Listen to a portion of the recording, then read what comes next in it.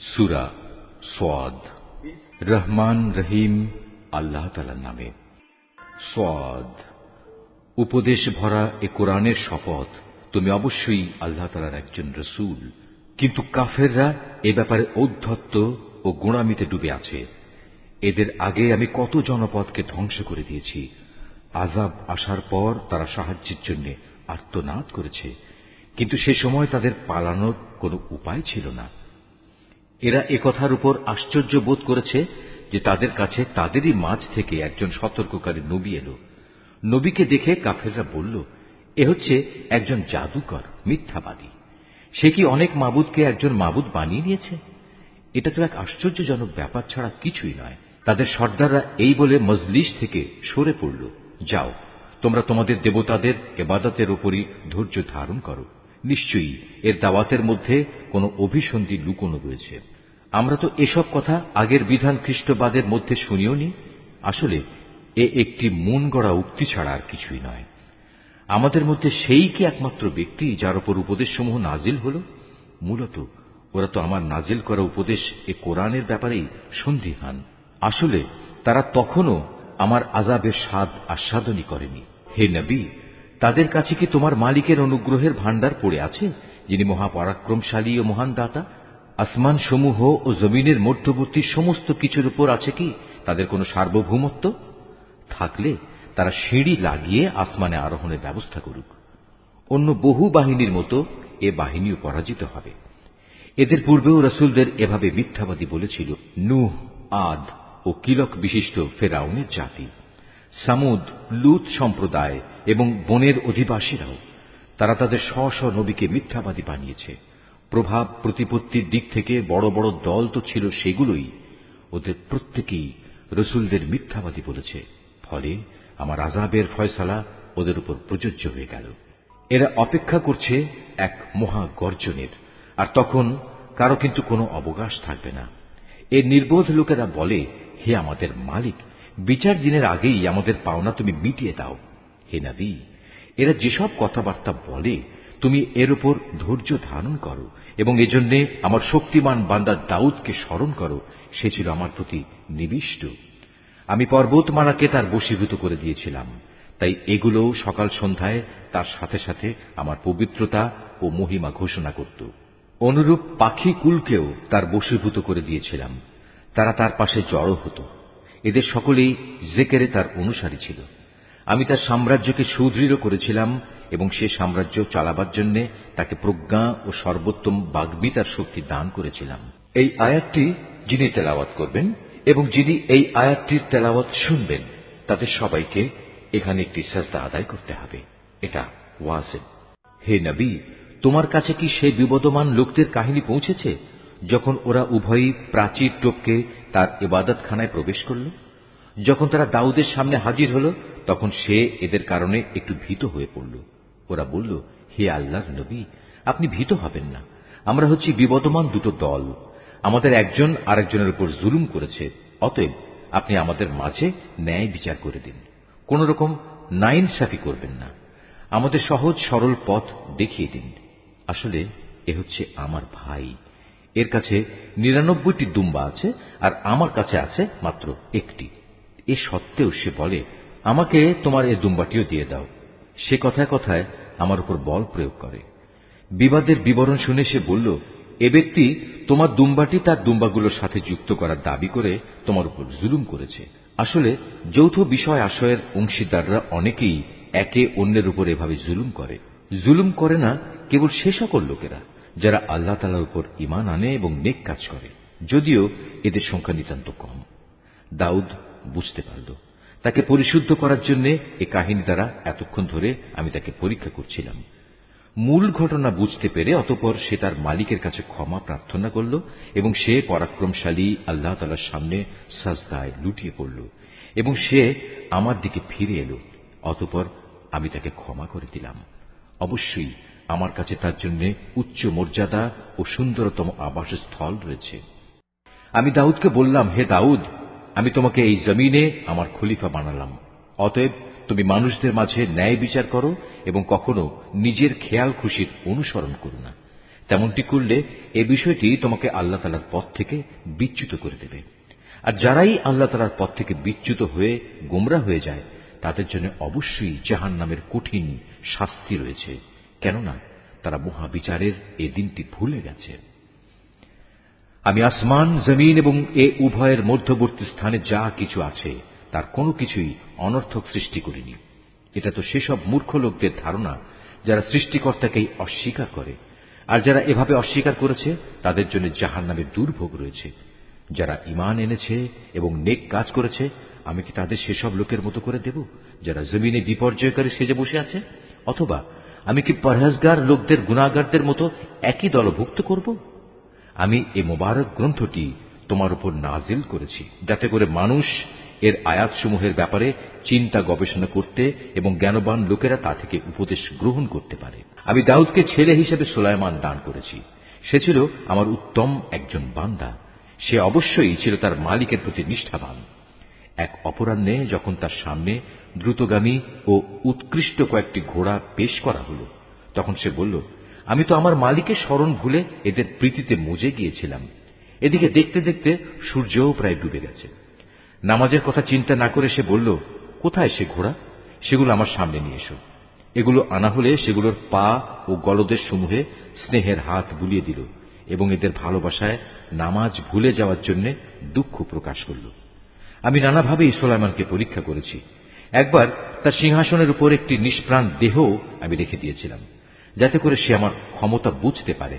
অতঃপর সে আরো বেশি আমার দিকে ফিরে এলো। সে আরো বলল, হে আমার মালিক, যদি আমি কোনো ভুল করি তুমি আমাকে ক্ষমা করো।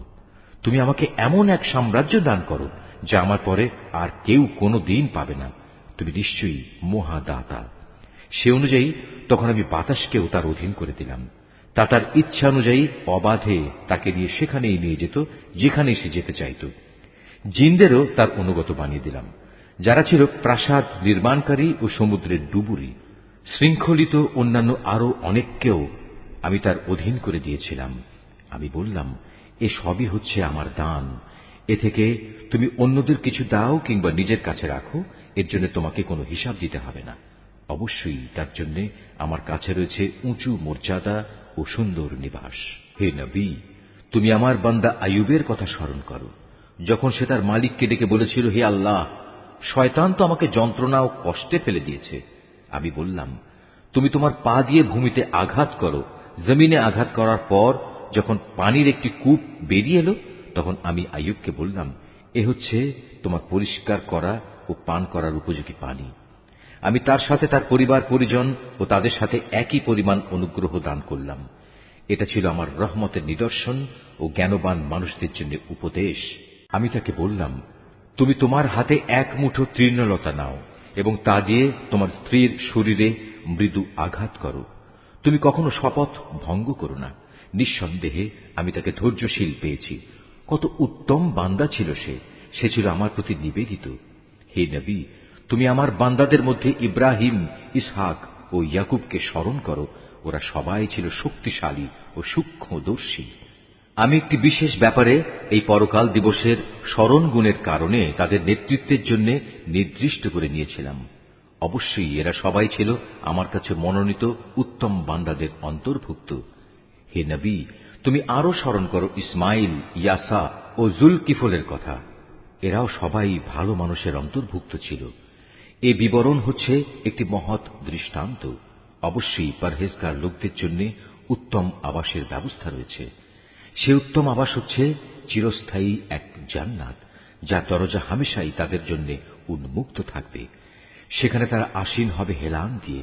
সেখানে তারা পর্যাপ্ত পরিমাণ ফলমূল ও পানীয় সরবরাহের আদেশ দেবে। তাদের পাশে আরো থাকবে আনত নয়না সমবয়স্কা তরুণীরা। হে ঈমানদাররা, এ হচ্ছে সেসব নিয়ামত যা তোমাদের বিচার দিনে দান করার প্রতিশ্রুতি দেয়া হচ্ছে। এ হচ্ছে আমার দেয়া রিজিক, যা কখনো নিঃশেষ হবে না। এ তো হল নেককারদের পরিণাম। অপরদিকে বিদ্রোহী পাপীদের জন্য থাকবে নিকৃষ্টতম ঠিকানা, জাহান্নাম, যেখানে তারা গিয়ে প্রবেশ করবে। কত নিকৃষ্ট নিবাস এটি! এ হচ্ছে তাদের পরিণাম। অতএব এবার তারা জাহান্নামের ফুটন্ত পানি ও পুঁজ আস্বাদন করুক। তাদের জন্য রয়েছে এ ধরনের আরো বিভৎস শাস্তি। যখন দলপতিরা অনুসারীদের জাহান্নামের দিকে আসতে দেখবে, তখন বলবে, এ হচ্ছে আরেকটি বাহিনী যারা তোমাদের সাথে জাহান্নামে প্রবেশ করার জন্য তেড়ে আসছে। আল্লাহ তাআলার অভিসম্পাদ তাদের ওপর। তাদের জন্য কোন রকম অভিনন্দনের ব্যবস্থা এখানে নেই। এরা জাহান্নামে গিয়ে পতিত হবে। তারা দলপতিদের বলবে, বরং তোমাদের উপরও আল্লাহর পক্ষ থেকে অনুরূপ অভিসম্পাদ। আজ এখানে তোমাদের জন্যই তো কোনো অভিনন্দন নেই। তোমরাই তো আমাদের এ মহা বিপদের সম্মুখীন করেছ। কত নিকৃষ্ট তাদের এই আবাসস্থল। যারা এদের অনুসরণ করেছে তারা বলবে, হে আমাদের মালিক, যে ব্যক্তি আজ আমাদের এ দুর্গতির সম্মুখীন করেছে, জাহান্নামে তুমি তার শাস্তি দ্বিগুণ বাড়িয়ে দাও। তারা আরো বলবে, এ কি হলো আমাদের, আজ জাহান্নামে আমরা সেসব মানুষদের দেখতে পাচ্ছি না কেন, যাদের আমরা দুনিয়ায় খারাপ লোকদের দলে সামিল মনে করতাম? তবে কি আমরা তাদের অহেতুকি ঠাট্টা বিদ্রুপের পাত্র মনে করতাম? না আমাদের দৃষ্টিশক্তি তাদের কিছুই দেখতে পাচ্ছে না? জাহান্নামীদের নিজেদের মাঝে এ বাক বিতণ্ডা সেদিন হবে অবশ্যম্ভাবী। হে নবী, এদের বলো, আমি তো জাহান্নামের একজন সতর্ককারী মাত্র। আল্লাহ তাআলা ছাড়া অন্য কোনো মাবুদ নেই। তিনি একক, তিনি মহাপরাক্রমশালী। তিনি আসমান ও জমিনের মালিক। মালিক তিনি এ দুয়ের মাঝে যা কিছু আছে তারও। তিনি প্রচুর ক্ষমতাশালী ও মহা ক্ষমাশীল। তাদের তুমি বলো, এ কিয়ামত হচ্ছে মূলত একটি বড় ধরনের সংবাদ, আর তোমরা কিনা এ থেকে মুখ ফিরিয়ে নিচ্ছ। হে নবী, তুমি বলো, আমার তো ঊর্ধ্ব জগৎ ও তার বাসিন্দা ফেরেশতাদের সম্পর্কে কিছুই জ্ঞান ছিল না, বিশেষ করে যখন তারা মানুষ সৃষ্টির বিষয় নিয়ে আল্লাহ তাআলার সাথে বিতর্ক করছিল। এ তো আমাকে ওহী করে জানিয়ে দেয়া হয়েছে। আমি হচ্ছি তোমাদের জন্য একজন সুস্পষ্ট সতর্ককারী। স্মরণ করো, যখন তোমার মালিক ফেরেশতাদের বলেছিলেন, আমি মাটি থেকে মানুষ বানাতে যাচ্ছি। যখন আমি তাকে বানিয়ে সম্পূর্ণ সুঠাম করে নেব এবং ওতে আমার কাছ থেকে জীবনের সঞ্চার করব, তখন তোমরা তার প্রতি সিজদা অবনত হবে। অতঃপর ফেরেশতারা সবাই তাকে সিজদা করল, একমাত্র ইবলিস ছাড়া। সে অহংকার করল এবং সে কাফেরদের অন্তর্ভুক্ত হয়ে গেল। আল্লাহ তাআলা বললেন, হে ইবলিস, তোমাকে কোন জিনিসটি তাকে সিজদা করা থেকে বিরত রাখল, যাকে আমি স্বয়ং নিজের হাত দিয়ে বানিয়েছি? তুমি কি এমনই ঔদ্ধত্য প্রকাশ করলে? না তুমি কোনো উচ্চ মর্যাদা সম্পন্ন কেউ? সে বলল, হ্যাঁ, আমি তো তার চাইতে শ্রেষ্ঠ। তুমি আমাকে আগুন থেকে বানিয়েছ আর তাকে বানিয়েছ মাটি থেকে। তখন আল্লাহ তাআলা বললেন, তুমি এখান থেকে এখনই বেরিয়ে যাও, কেননা তুমি হচ্ছ অভিশপ্ত। তোমার উপর আমার অভিশাপ থাকবে বিচারের দিন পর্যন্ত। সে বলল, হ্যাঁ, আমি বেরিয়ে যাচ্ছি। তবে হে আমার মালিক, তুমি আমাকে সেদিন পর্যন্ত অবকাশ দাও যেদিন সব মানুষদের দ্বিতীয়বার জীবিত করে তোলা হবে। আল্লাহ তাআলা বললেন, হ্যাঁ, যাও। যাদের অবকাশ দেয়া হয়েছে তুমিও তাদের অন্তর্ভুক্ত। অবধারিত সময়টি আসার সেই নির্দিষ্ট দিন পর্যন্ত তুমি থাকবে। সে বলল, হ্যাঁ, তোমার ক্ষমতার কসম করে আমি বলছি, আমি তাদের সবাইকে বিপথগামী করে ছাড়ব, তবে তাদের মধ্যে যারা তোমার একনিষ্ঠ বান্দা তাদের ছাড়া। আল্লাহ তাআলা বললেন, এ হচ্ছে চূড়ান্ত সত্য, আর আমি এ সত্য কথাটাই বলছি। তোমার ও তোমার অনুসারীদের সবাইকে দিয়ে আমি জাহান্নাম পূর্ণ করবই। হে নবী, তুমি বলো, আমি এ কাজের জন্য তোমাদের কাছে কোনো পারিশ্রমিক দাবি করছি না। না যারা লৌকিকতা করে, আমি তাদের দলের লোক। এ কোরআন হচ্ছে সৃষ্টিকুলের মানুষদের জন্য একটি উপদেশ মাত্র। কিছুকাল পর কিয়ামত সংঘটিত হলে তোমরা অবশ্যই তার সত্যতা সম্পর্কে জানতে পারবে।